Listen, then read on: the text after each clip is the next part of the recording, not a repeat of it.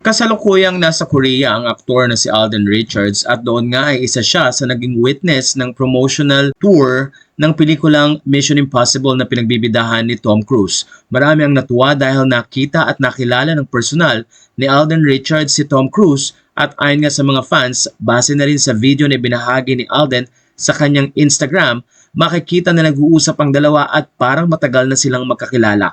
Napansin din ng mga netizen na talagang all ears si Tom Cruise sa pagkukwento ni Alden Richards na talaga namang tila hindi makapaniwalang na-meet niya ang isa sa mga pinakasikat na Hollywood actors sa Amerika at sa buong mundo. Ayon sa mga fans, very close ang itsura ng dalawa at kitang-kitang interesadong nakikinig si Tom Cruise kay Alden sa mga sinasabi nito.